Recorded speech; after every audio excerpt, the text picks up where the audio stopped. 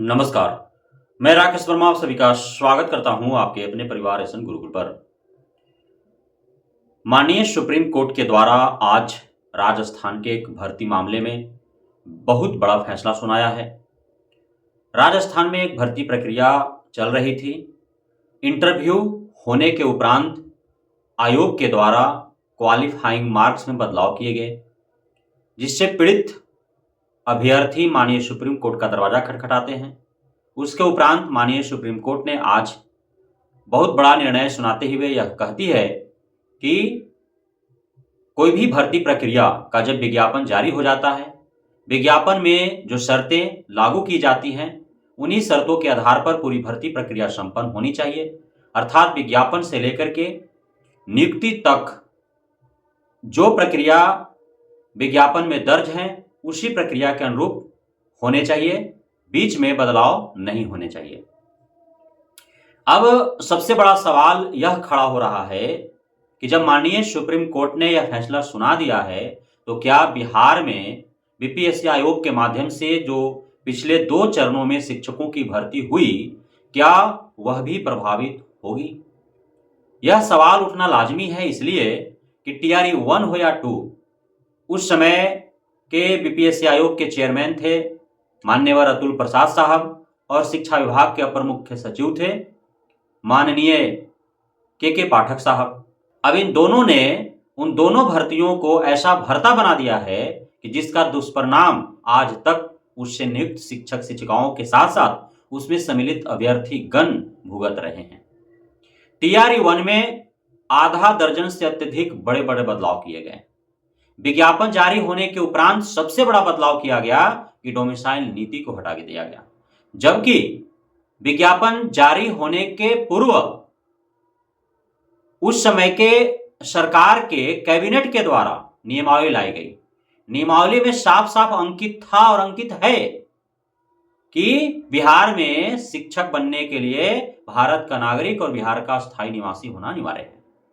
अब उसको के पाठक एक 4 लाइन का पत्र जारी करके और शिथिल कर देते हैं कि डोमिसाइल नीति हट गई, डोमिसाइल की कोई आवश्यकता नहीं है। अब पूरे भारत के कोई भी शिक्षक अभ्यर्थी बिहार में शिक्षक बन सकता है। उसके लिए जो है आमंत्रण ओपन कर दिया गया, ऑनलाइन आवेदन लिए जाने लगे।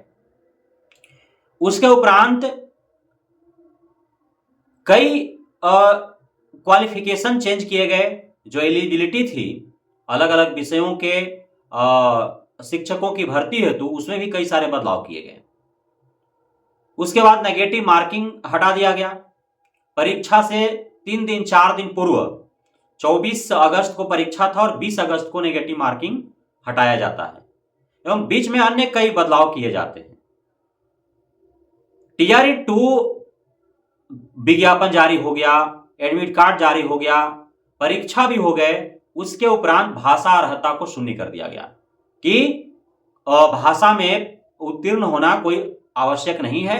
जो फेल हो जाएंगे और यदि मुख्य जो विषय है उसमें यदि पास हो जाते हैं, उसमें यदि कट ऑफ को टच या पार कर जाते हैं, तो फिर उनका जो है मेरिट सूची में जगह बन जाएगा और वो शिक्षक बन पाएंगे। और इस प्रकार से टीआरई 2 में भाषा में फेल, भाषा में अनुत्तीर्ण सैकड़ों अभ्यर्थी शिक्षक बन गए। अब सबसे आश्चर्य वाली बात है टीआरई 2 में कि कोई अंग्रेजी विषय का शिक्षक जो अंग्रेजी में फेल, कोई हिंदी विषय का शिक्षक जो हिंदी में फेल।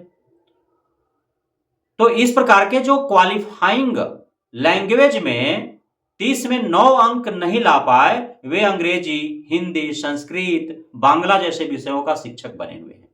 अन्य इतिहास का कोई बना हुआ है, कोई पोल साइंस का बना हुआ है, कोई साइंस का तो कोई मैथ का बना हुआ है। इस प्रकार से विभिन्न विषयों के शिक्षक वैसे अभ्यर्थी बने हुए हैं जो 30 में 9 अंक भी नहीं ला पाए क्वालिफाइंग लैंग्वेज में। और जब टीआरई 1 में डोमिसाइल नीति हटाई गई, उसका नाजायज फायदा उठा करके दूसरे राज्य के शिक्षक अभ्यर्थियों ने इतना बिहार के शिक्षा विभाग के आंखों में धूल झोंकने का कार्य किया है कि आज फर्जी शिक्षकों का भरमार है, भरमार। और लगातार कार्रवाइयां हो रही हैं। प्रत्येक माह सैकड़ों की संख्या में फर्जी और अयोग्य शिक्षकों की जो है नियुक्ति रद्द की जा रही है, उनको बाहर का रास्ता दिखाया जा रहा है, उसमें अधिकांश संख्या जो है वो दूसरे राज्य के अभ्यर्थियों का ही है।